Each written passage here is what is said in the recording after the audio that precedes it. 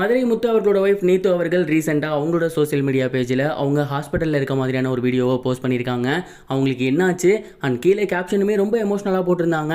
அதெல்லாம் என்ன அப்படிங்கிறதான் இந்த ஒரு வீடியோவில் நம்ம பார்க்க போகிறோம். ஸ்டாண்டப் காமெடி மூலியமா மக்கள் மத்தியில் ரொம்பவே வைரலான ஒருத்தர் தான் மதுரை முத்து அவர்கள். அவரோட ஒய்ஃப் தான் நீத்து. இவங்க டாக்டராக இருந்து வந்துட்டு இருக்காங்க. சமீப காலமாகவே இவங்களுக்கும் அவரோட கணவருக்கும் ஒரு சில கருத்து வேறுபாடுகள் இருக்குது அப்படின்னு தான் நினைக்கிறேன்.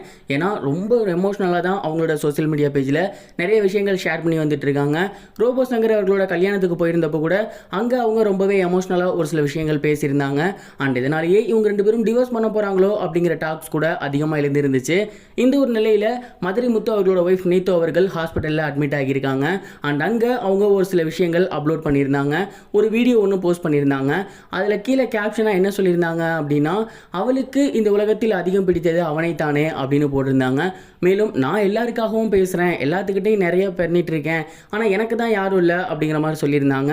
அண்ட் அதை தாண்டி ஒரு சில விஷயங்கள் அவங்க ஷேர் பண்ணாங்க. இந்த உலகத்தில் எனக்காக ஒருத்தர் வேணும், எனக்குன்னு மட்டும் ஒருத்தர் வேணும், அவர் என்ன மட்டும் முழுமையாக நேசிக்கணும் அப்படிங்கிற மாதிரியும் கேப்ஷன் போட்டிருந்தாங்க. அண்ட் இந்த கேப்ஷன்லாம் பார்த்துட்டு ரொம்பவே எமோஷனலாக இருக்குது. அவங்க கையில் ட்ரிப்ஸ் ஏறுறதையும் அவங்க போட்டிருந்தாங்க. இந்த கேப்ஷனை பார்க்கும்போது நமக்கு ஒரு விஷயம் தெளிவாக புரியுது.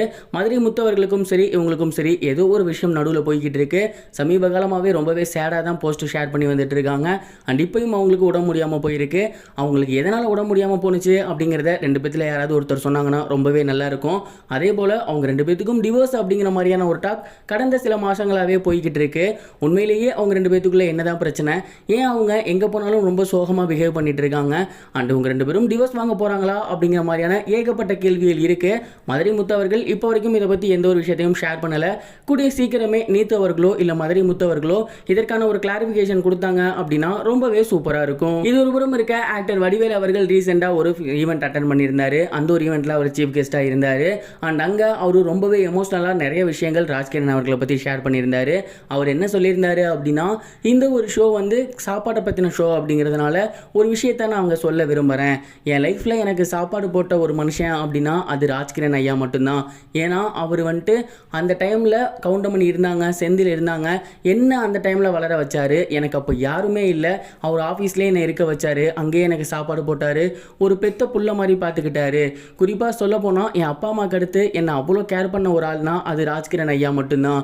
என் ஆயுசு உள்ளவரை, என் காலம் உள்ளவரை எப்போதுமே நான் அவருக்கு நன்றி உள்ளவனாக இருப்பேன். ஐயா அவர்களும் ரொம்பவே நல்லபடியாக இருக்கணும் அப்படின்னு ரொம்பவே எமோஷ்னலாக ஷேர் பண்ணியிருந்தாரு. ராஜ்கிரண் அவர்களை பற்றி வடிவேல் அவர்கள் ஷேர் பண்ணியிருந்த இந்த ஒரு விஷயம் ரொம்பவே வைரலாக சோசியல் மீடியாவில் போய்கிட்டு இருக்கு. அண்ட் இதை பார்த்ததுக்கப்புறம் எல்லோருமே வடிவேலுக்கும் சரி ராஜ்கிரனுக்கும் சரி தங்களோட வாழ்த்துக்களை ஷேர் பண்ணி வந்துட்டு இருக்காங்க. இது வரைக்கும் கனெக்டிங் டிவிக்கு சப்ஸ்கிரைப் பண்ணனா மறக்காம சப்ஸ்கிரைப் பண்ணிக்கங்க. உடனடி அப்டேட்ஸ் பெறுவதற்கு நோட்டிஃபிகேஷன் பெல்லையும் கிளிக் பண்ணிக்கங்க.